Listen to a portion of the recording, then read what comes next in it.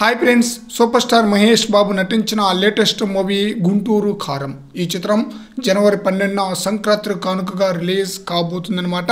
ఈ మూవీకి డైరెక్టర్ త్రివిక్రమ్ శ్రీనివాస్ అలాగే మహేష్ బాబు వీరిద్దరు కాంబినేషన్లో ఇది హ్యాట్రిక్ మూవీ అన్నమాట. మరి చూడాలి ఈ మూవీ ఎలాంటి హిట్ అందుకుంటుంది అనేది భారీ అంచనాలు అయితే ఉందన్నమాట.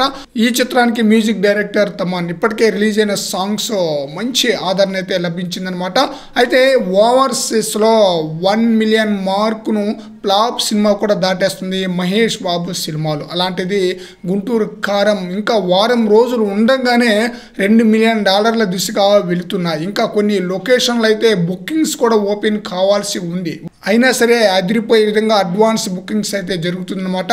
మూవీ రిలీజ్ నాటికి రికార్డ్ నెంబర్ సెట్ చేసే అవకాశం అయితే ఫుల్గా ఉందన్నమాట. మరి చూడాలి మహేష్ బాబు త్రివిక్రమ్ శ్రీనివాస్ వీరిద్దరు కాంబినేషన్ వస్తున్న హ్యాట్రిక్ మూవీ ఎలాంటి హిట్ అందుకొని ఎలాంటి రికార్డులను క్రియేట్ చేస్తుందో. ఈ సంక్రాంతి సీజన్కి గుంటూరు కారంతో పాటు మరో 4 సినిమాలు కూడా రిలీజ్ అవుతుంది.